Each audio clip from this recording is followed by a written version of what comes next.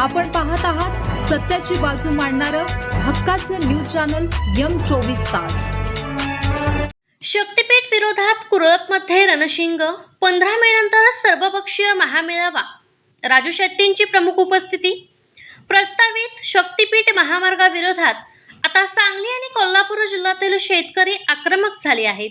या महामार्गामुळे बाधित होणाऱ्या पन्हाळा, वाळवा आणि शिराळा तालुक्यातील गावांसाठी कुरळप येथे 15 मे नंतर एका भव्य सर्वपक्षीय मेळाव्याचे आयोजन करण्यात आले आहे।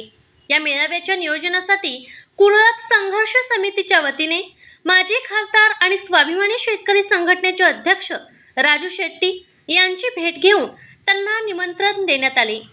यावेळी बोलताना राजू शेट्टी यांनी सरकारवर कडक शब्दात ताशेरे ओढले।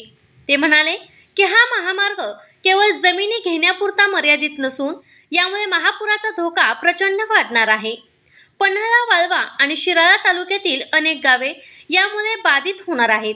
या प्रकल्पाच्या नावाखाली कोणाचे खिसे भरले जाणार आहेत आणि कोणाचे नुकसान होणार आहे याचा सविस्तर खुलासा आम्ही या सभेत करणार आहोत।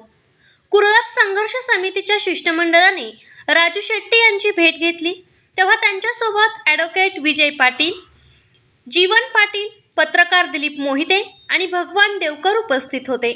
या महामार्गामुळे सुपीक जमिनी तर जाणारच आहेत, पण पर्यावरणाचा समतोल बिघडून भविष्यात मोठ्या नैसर्गिक आपत्तींना सामोरे जावे लागेल अशी भीती आंदोलकांनी व्यक्त केली आहे।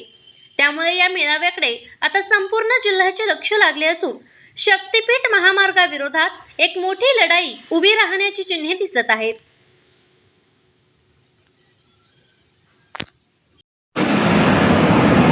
पन्हाळा, वाळवा आणि शिराळा तालुक्यातील शक्तीपीठ बाधित गावं शिवाय महापुरामुळं ज्या गावांना धोका निर्माण होण्याची शक्यता आहे अशा गावातला एक संयुक्त मेळावा सर्वपक्षीय असा 15 मे नंतर आम्ही लवकरच कुरळप येथे ही सभा आम्ही घेणार आहोत।